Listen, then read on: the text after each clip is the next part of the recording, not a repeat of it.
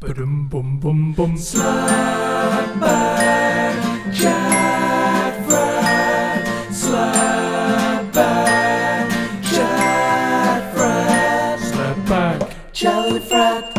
Slap back, jelly frat. Slap back.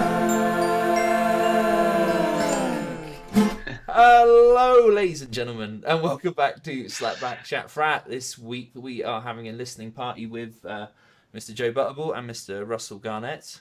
How are you guys doing? You all right? Good, thank you. Yeah. Very excited about listening to this unearthed gem from our collective past. Can't wait to dig into our mind memories and the memory of the tracks and the reality of the tracks and see where the differences and the interesting bits lie. Absolutely. Yeah. Well, is it going to be as good as we remember? Is it going to be better? Is it going to be about worse? Is it going to be about the same? I mean, or will it be somewhere different somewhere along the line of those things? Yeah, like some bits could be better, some bits could be the same, and then other bits could be better again when you thought they'd be worse. Well, I mean, stay tuned because there's only one way to find out. And that way is to go track by track through the entire album, commenting sometimes during the music, which people are going to find annoying. But the alternative is for us to just sit there silently nodding our heads, which makes us look like nodding dogs. Idiots. but also that's what I'm going to go for. We haven't listened to this collectively probably for kind of 20 years or more. So we're going to want to talk about it. So this is not about you listening at home. This is about us. If you're watching that's on you.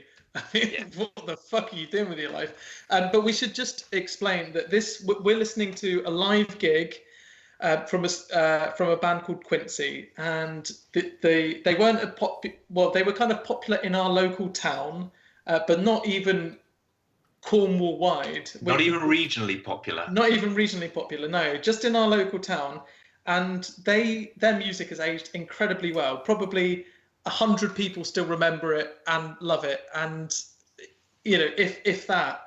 And they did make recordings. They're still fantastic. But one of the jewels in the crown of Quincy, a band that probably only a handful of people are still kind of revering, is this live gig at the Fountain, which is a pub in our local town. It's a very small pub. As we say later on, I think it was probably attended by 40 or 50 people.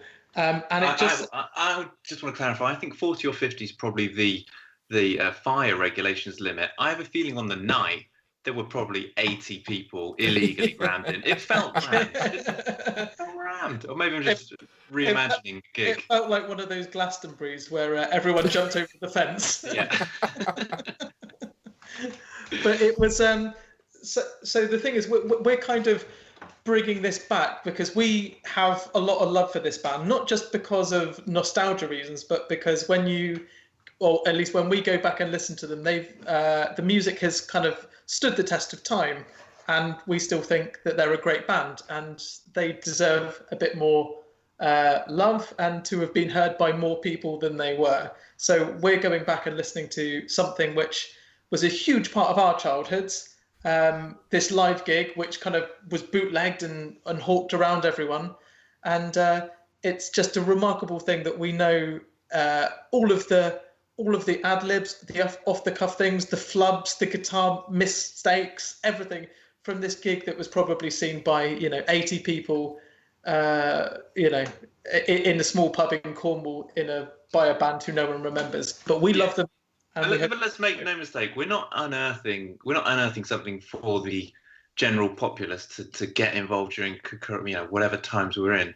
We are purely 100% for nostalgic value, tracking down our own little minds into the times when we were 16-year-olds, re-listening to this track on tape on a Sunday afternoon in the bath 25 years later. Yeah. So this isn't for you, this is for us. if any of the slapbacks were not for anybody else. Yeah. If you've watched any of the other slapbacks and you thought, this is a little bit too many in-jokes, a little bit niche, welcome to the nucleus of... Even two members who are normally take part in the podcast. It's too niche for them. Too They don't want to be far. involved in this. The second half of this recording may just be Dan listening, not Right. even talking aloud. And he might be stopping pausing between songs to just tell the listener to turn off. This is none of their business. Just every now and again, just be like, "Are you still watching? Fuck off, mate." In many ways, that would embody the spirit of Quincy, and I think they would want nothing less than that in terms of their legacy. Okay, yeah. Well, it's a fantastic band and a cracking, one-off, incredible night.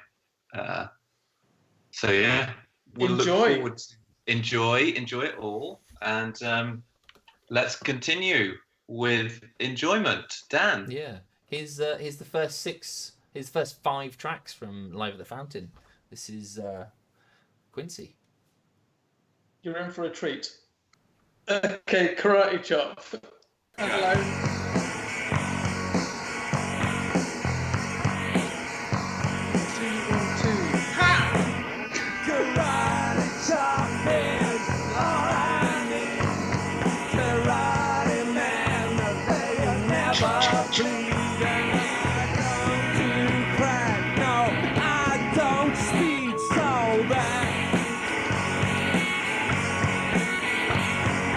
Got a bucket full of blood. I went Solid down film. from way above and it covered you. Yeah, it drives you nuts out there. Bubbles pop, karate chop. I'm spinning top, I never stop. Your bubbles pop, karate chop. That's harmony in the chorus.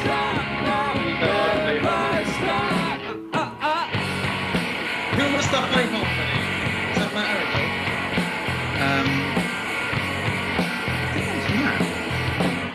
A bunch of flowers in my hand. Tie them up with a rubber bands and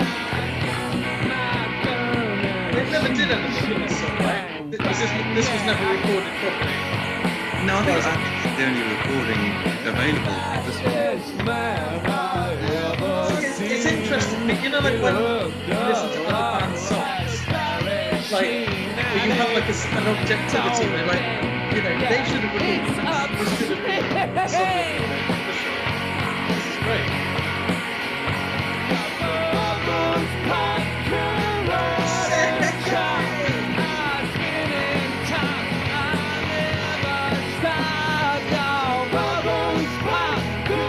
Russ, I can't hear what you're saying.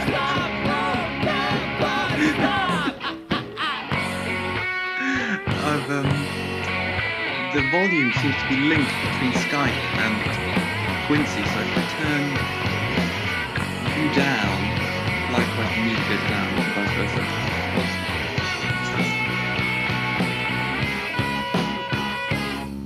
Karate chop is all I need. Why don't karate men ever seem to bleed? And I don't do crack and I don't jack speed. Bubble pop, karate chop, I'm spinning top, I never stop. Jump, jump, jump, jump, jump, jump, jump.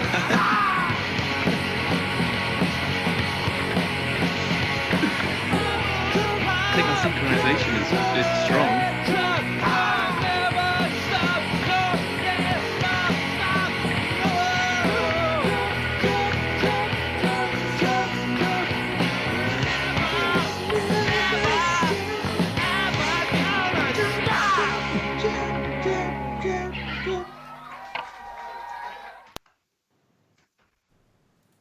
Oh yeah, that's Karate Chop. That is beauty. so I was just saying they never I couldn't recorded hear that. anything. Yeah, well, there's some information about that. So they did record it, and I think it got. Ooh, It, Oh, and really? it got lost in like a a recording failure somehow. So it was all Oh done, no. and then for some reason it all just got lost somehow, and so that like a weekend's recording was lost. But that's a real shame. But you know, like when you know a band really well, as in like the you know their kind of dirty laundry kind of recordings, Yeah. and like and you know the stuff that never got recorded. That's a really interesting kind of place to be, because then you can kind of go, okay, so why didn't Karate Chop ever make it onto okay, they lost the recording, but they never tried to re-record it. It never got onto an EP, What a happened? B-side, a demo, of course the album, or even just like it's really interesting how some songs fall by the wayside. But were it not for the Live at the Fountain thing, obviously we wouldn't know this song. And that, for me, that's that's a solid mid-tier Quincy banger. I love that song. It's definitely you'd give it a B-side, wouldn't you? Oh, 100%. Yeah, it's a lot of fun. Second or third single B-side solidly, I think. Yeah, and if you saw it live, you'd love it. It's a banger, isn't it? It's an absolute banger live. Yeah, it's a good pop banger. Yeah, did see it live, loved it. But Dan, what era are we talking? So what can you clarify as to what recording session this actually was when this happened? And what else came from that session? This is from Live at the Fountain. No. I mean the one where you're saying the one that was the lost one. Yeah, I think it was in some. I don't know. I can't remember the story, but I'm confident there was like a selection of tunes that they'd gone to do that weekend that somehow got lost. Do we know any of the other tracks that were in that the lost archives? No, I don't. I did ask Matt about some of these things, but have consequently forgotten the information at some point. We should clarify for people. So Quincy were a band from Liskeard in Cornwall, and they formed, I don't know, I'm guessing around 97 and broke, or like 95 and broke up at 2000 or something like that. But they were they were like a big favourite of a very localized group of people like us who are musicians, and we remember them really fondly. And it's interesting, a lot of bands that you remember fondly from your youth, for example, Cooler Shaker for me, you listen back to and you're like, yeah, that doesn't quite aged as well. Yeah, there's a lot of music that I really loved that if I listen back to it now, it's it hasn't aged particularly well. But interestingly, Quincy were not popular in terms of nationally or anything like that. No one knew them much outside of Liskeard. And their music is still really, really good. And that's why we're still listening to it now and doing a listening party for a band that no one outside of a very small market town in Cornwall ever knew. To a gig years later. To a gig that probably 40 people attended. 200 meters away from where I am. Yeah. But they were genuinely really good. If people wanted to find out, if anyone is watching this and anyone wanted to find out anything about Quincy, is there any remnants of them like on the internet? Does anything survive, or is it literally all on your hard drive? I don't know. There used to be like a Quincy MySpace, didn't there? And I'm sure there used to be like an old site where there was a picture of them sat in a barn. Okay. Oh yeah. Do you remember on a log? I think it was like Say that again. My brother designed that website. Yeah. Oh wow. Yeah. I mean, your family had a lot of fingers in the Quincy pie, didn't they? Did. Yeah. Recording, designing. What else? Supporting. I was in a band that supported them a number of times. On this gig, right? Yeah, absolutely. So because you, Orson Howard, Fruit Moose, and Quincy was this gig's lineup. Yeah, first-hand, testimony from the time. This is what you're getting here with me involved in this. Well, you talk. I mean, not to blow our own trumpets, but were you both at the gig? Well, not only were we both at the gig, but we've also both supported Quincy. I mean, I think Dan wins in that he's currently in a band with one of the members. Yeah, we've all got some connection. But Everyone's got their own connection. In 1999, the Great White Telephone supported Quincy once, and I don't want to put words in their mouth, but I think that they themselves would say that was a special time for them. Yeah, formative years. That meant something, yeah. And I think even back then they knew that. Yeah. They all cried and came up and hugged me afterwards. Well, I mean, it says a lot for your skill and musical. What do they call it? Being with the times. That is still pertinent. So I'm absolutely not paying attention to what you're saying there. Go on, carry on. No, I finished. You're talking. You can't say carry on when you're the one talking. Sorry. What I mean to say. Anyway, I've been talking for 5 minutes. You carry on with what you were saying. I'm not. You're supposed to reply. I'm not paying attention to what I'm saying. But you're not paying attention to your own words. That's pretty much what I'm doing at this moment in time. Okay, so we try track 2. Track 2. Let's do that. Track 2. Okay. Wait, before you commit to track 2, can you tell me what it is? Because I'm going off the what's on the thingy. So tell me what track 2 is. Wankers are quite fucking fast in my world. So it's this song's quick as a wanker. You see, what it's done on the Facebook thing is it's ordered them by time from shortest to longest. Yes. 2 minutes 13. 2 minutes 13. Yeah. Lovely. Thank you. And it's labelled as track Got it. 2. Not on the Facebook, unfortunately. But yeah, I've got it. Shall we count down? Wait, Yeah. right, 1 second.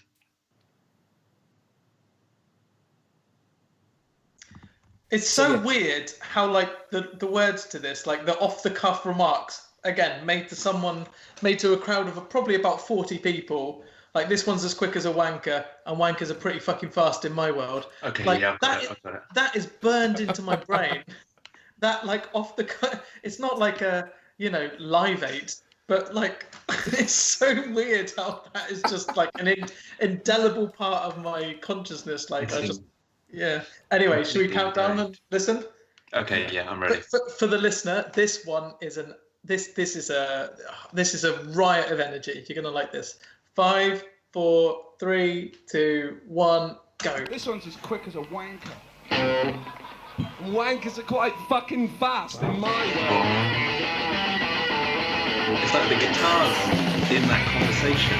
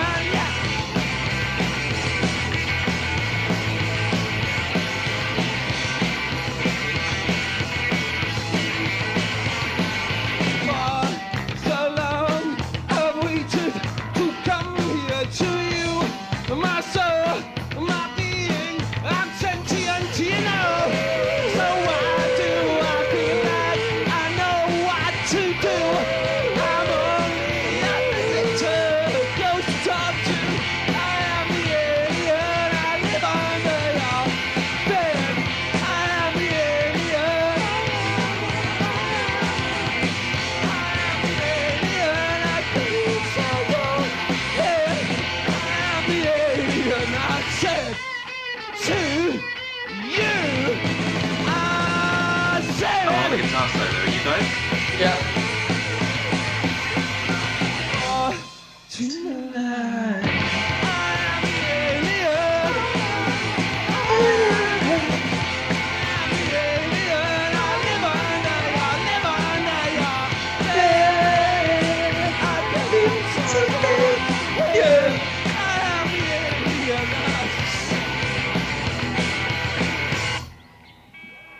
two. Number two's a It's a fucking doozy, isn't it? Breathless Ah. energy in that track. Yeah, romps along, doesn't it? Absolutely, frenetic. It's like the Beach Boys on speed. But the Right. thing about that one is, I think there's been a few recordings of that track, and if you were to listen to the first original recording of it, it's quite slow and pedestrian, and I think a lot of the guitar playing was like all on down beats, and that was some unique element of it. And you might think that live recording was a really sped up version of it. You'd be like, oh my gosh, they've really gone mental. But then when they re-recorded it, it was even faster than that. I feel like the actual version of it. So they really just thought, well, you know what, this live one is bloody absolutely on the money. Let's recreate that as quickly as we can. I never heard the slowed down version, I don't think. No, I've got a version Me somewhere. neither. The original is really slow. It doesn't work at all. When they re-recorded it for like the single, I hate to sound like the quintessential like fan here, but You like I preferred the Live at the Fountain version. Oh yeah, absolutely. The Live at the Fountain version is the definitive version. It's Of all of their songs. for me, it's really strange because like you have demos and you have all these like live and various different versions, and I can even remember it all happening at the time. And there's like definitely elements of stuff where you go, "Oh, this is the version of that song that's the best version of it." Yeah. Like sometimes that's the album, sometimes that's the live version, sometimes that's like the B side or whatever. Yeah, that's some cracking tunes. She's loving it next. She's loving it. Wonderful. How long is it? 156. Lovely. Is it labeled track 2 also? It's like it should be labeled track 3. I love how thin the guitar sounds, and she's loving it. This version, like Yeah. ting ting ting ting ting ting ting ting ting. Okay, should we count down? One sec. It's about his cat, apparently. Yeah. Got it. Okay, you're right. That guitar. What are we talking? Is that like a Telecaster on a Sounds like it, bridge yeah. setting? Yeah. I had a no, what was it? Yeah, a kind of Telecaster that just sounded. Do you remember in El Majestico? It actually wasn't a Telecaster. I can't remember what it was. It was some Fender guitar, but it had it was red with 2 stripes. I do remember that guitar. Yes, That I don't was know what it was called. awful sounding. Was that like a Jazz Master or something weird? No, it was something weird, but I can't remember what it was now. But yeah, it had loads of settings to switch between pickups, and they all sounded tinny as fuck. Like like to the point where whenever we played live, I had to turn. No matter what amp I was on, I had to turn the treble off almost completely and turn up the bass and the middle to full, and it still sounded trebly. Remarkable, really. I feel like the tinniness on this particular live recording really reflects the sprightly gait of a little cat. Don't you think? There's something in the guitar playing where you just feel like, oh, there's a little cat hopping and skipping away. I think they knew that. I think they knew what they were doing. Get me the sound of a skipping cat. Okay, on 3. Yeah. Yeah. 1, and I was going to go 3, 2, 1, but that would mean we start straight away. 1, 2, 3.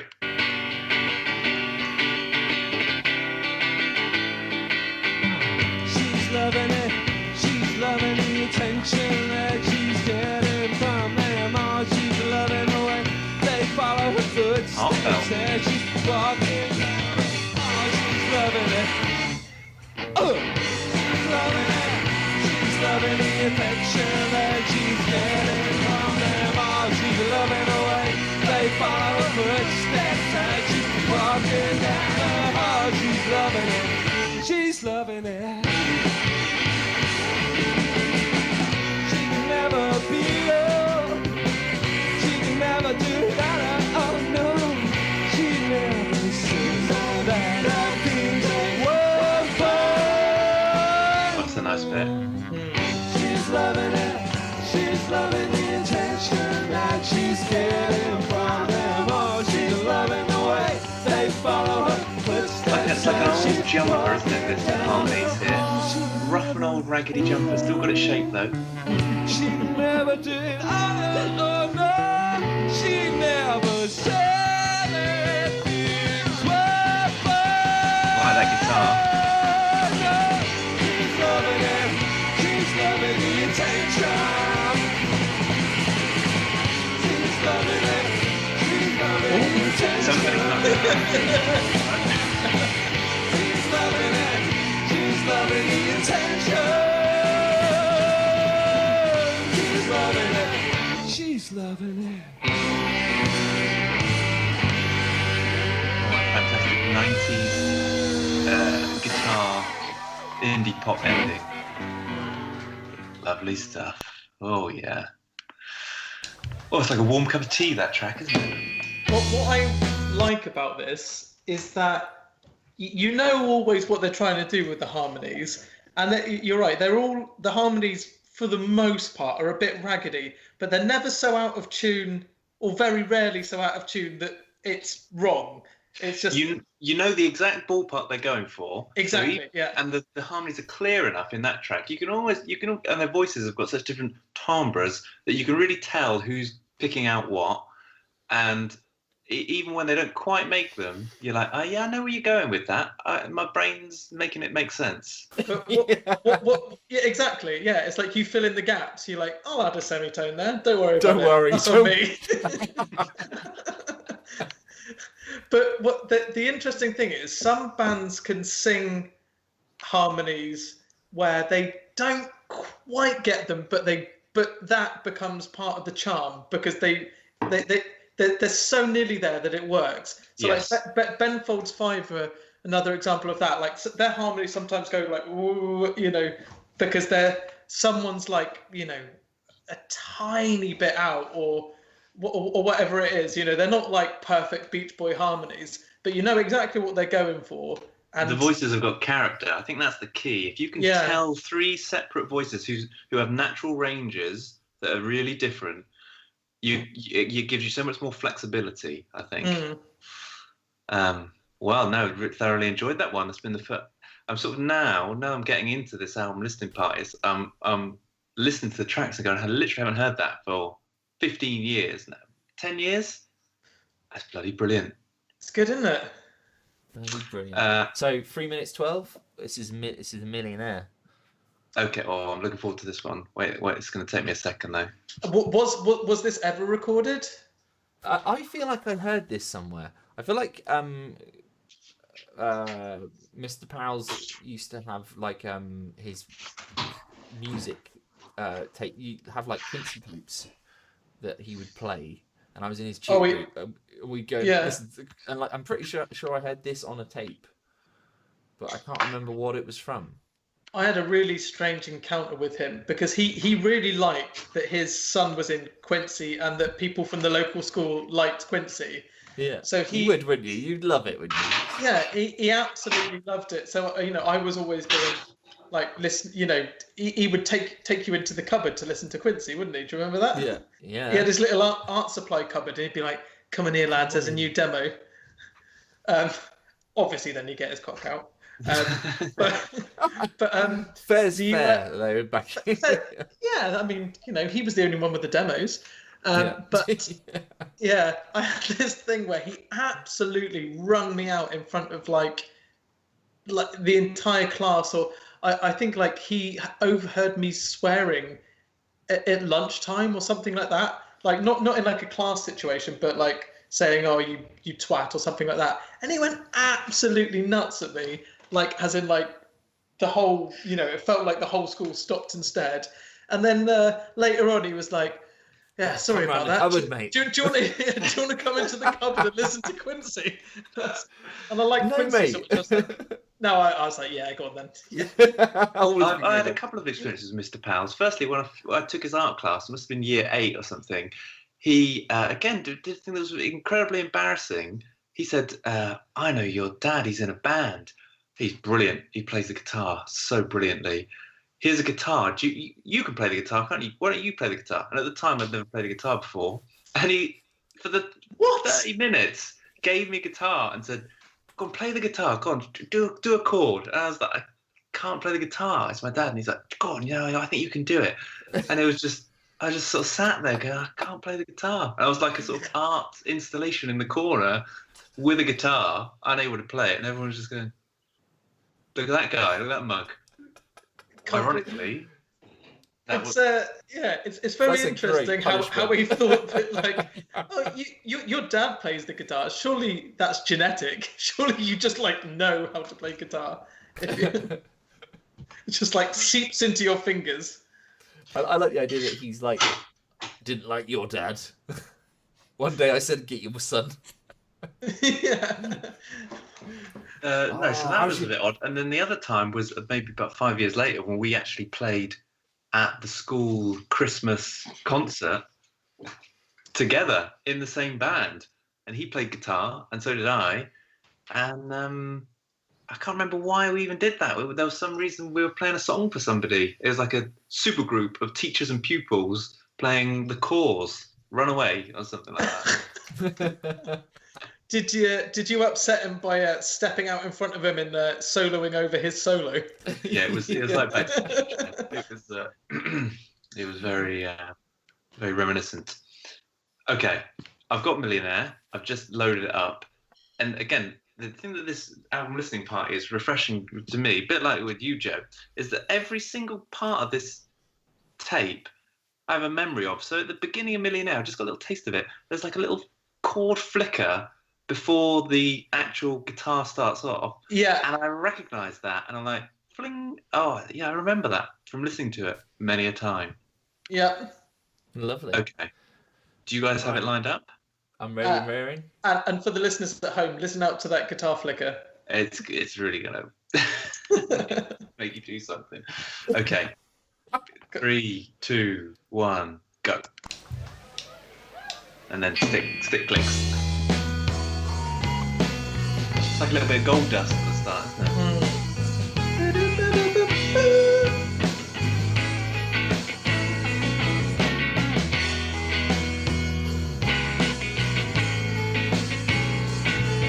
Quite winsome, quite tone, yes.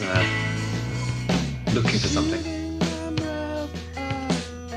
This could be Ryan and Seth walking along the beach in the OC after one of them had a bit of an argument with a girl. Oh, yeah, this could be a John Lewis Christmas ad. Sung by Tom from Keith. Exactly.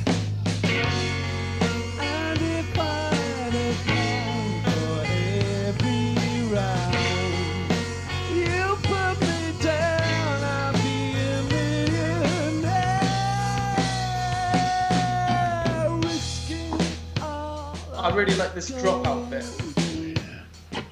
Ticket. Oh, yeah. Really gives you a moment to think about it. I like the way, if you hit listen now, the guitar kind of starts to fade up here. The words, doesn't it? Yeah.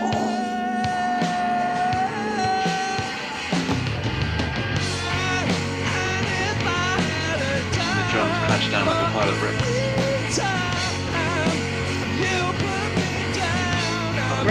Great line voice.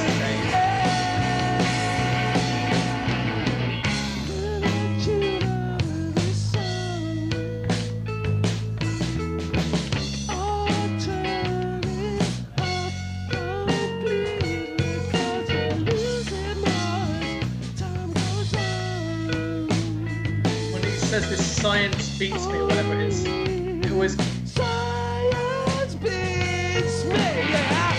I always used to enjoy his slight throat crack.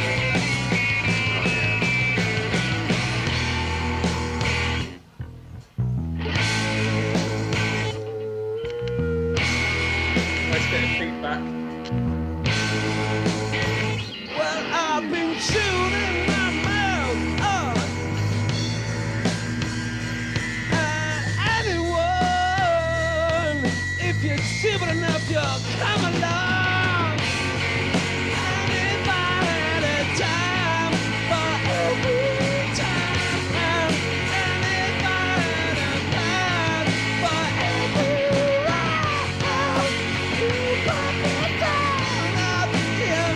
not the easiest to sing, is it? This song? No, high range. And one day, fucking well will be. Millionaire. how is Dave's financial situation? Do we know? Because that was a bit of a brag at the end there. 407, the next one. I mean, Yeah. there's still Could have time. been, could have, would have, should have, wouldn't it? Really, Quincy could have had a bit of success, couldn't they? It's just a bit unlucky. I think the thing is, even if they had made it, as you see from so many bands, that is no guarantee of financial, remuneration. You can be a successful band, and then within 3 years, you're totally burned up. El Majestico. Well, exactly. I mean, I might have to make this the last one of the night, actually. let's make this the last one. Let's refresh ourselves. Let's perhaps next time go straight in, not have Joe and I download a little bit of software, start off with, and then we can finish the album listening party with what are a cracking selection of tracks and banter as the night gets into something quite glorious. Yeah? Do we think we can do this in two? Can we do the rest of the album in the next go? How many tracks? 10 tracks. Yeah, defo. It Well, wasn't we'll that be long much a faster. It's like Yes. gig. Okay, ready? Wait. I'll have this sorted this for is next time. 407. Okay, boys. This is Lonely Planets, isn't it? No. No. 406. 407. 407 I've got. Track 5. I've got Back to Earth. Yeah, Back to Earth. Oh, Back to Earth, right. Lovely. Looking forward to listening to Okay, this. psychedelic. Let's take a trip down. Oh, yeah. Psychedelic Fields Plain. Russ, do you just want to spark up your doobometer? Already got it, mate. Oh, here it is. Whoa! One whole Okay. unit. 3, 2, 1, go. Very thin guitar. So thin. Raspy.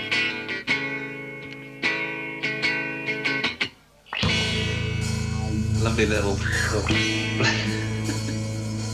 What effect is that on the bass, or making a wow? Coming up. That flash. Auto wah or something? Yeah. Oh man, I feel spaced out already.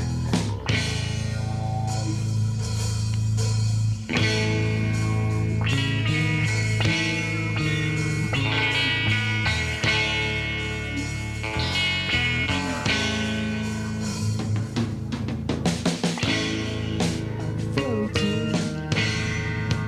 through the field off the ground. Back in things. Pretty good, those ones. Yeah.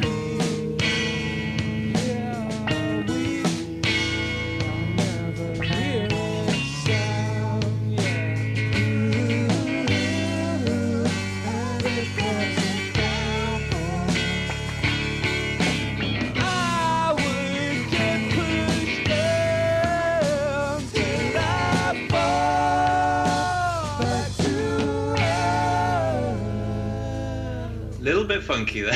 Yeah. But again, you get where they're going to. Lovely bit of bass. This is like the Prodigy, Fat and the Lamb, times 10 on acid.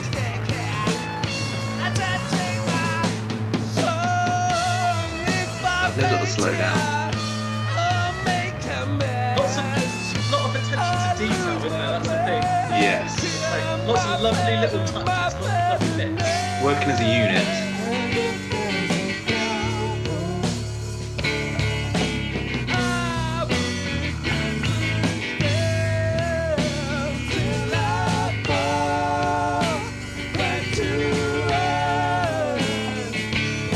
I mean, kudos to Gary Swift for the recording as well. It's beautiful.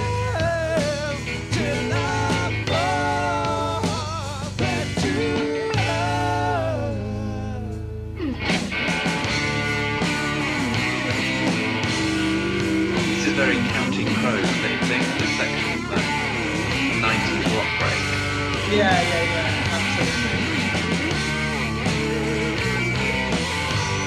Is it a mistake or is it deliberate? You can't tell. Yeah, there are a few bits like that in this film. which actually save it from being too Counting Crows, I think. And that little guitar bit there is very memorable as well. Yeah.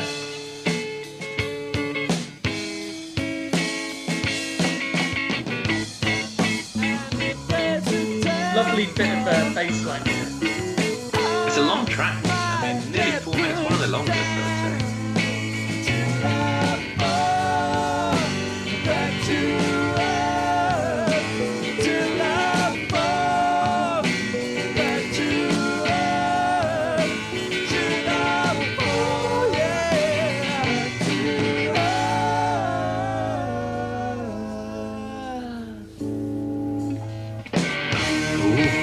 Radio, getting a real Radiohead, I think. Greenwood.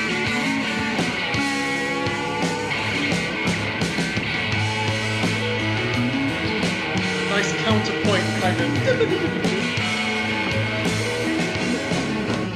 I prefer that to a recording, definitely. I'm going to do anchor. I mean, We're good at anchor to you, Dave. Sometimes I wish I was a Dutchman. Dutchman. Then I'd be able to get loads loads of of dope. dope. I know everyone's a critic, but like a lot. Oh, that's one of my favourite tunes. That is a fucking beauty. It's a beauty, isn't it? With some of the Quincy stuff that ended up like properly recorded, all of it I love. But there was some stuff I wish had retained a bit more. I don't know. I don't know whether it's just something that people always say. Demoitis, isn't it? It's demoitis, yeah. Where you're like, but I like. That recording has a feeling of the bends, don't you think? It could Oh, be absolutely, yeah. track 8 on the bends. The finished article, I'm struggling to remember it. Actually, that's the tricky thing. I've got a very clear image of, or clear. It was incredibly produced. Musical memory. It was produced to within an inch of its life, but it kind of lost. I don't know. Yeah, lost some of its kind of. It lost its charm. Some of its magic. Yeah. Says us. Says us.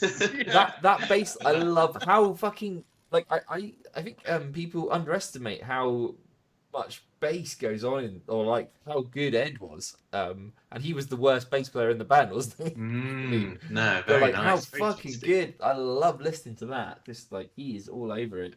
And you can tell it's like a Zoom 506 bass pedal as well.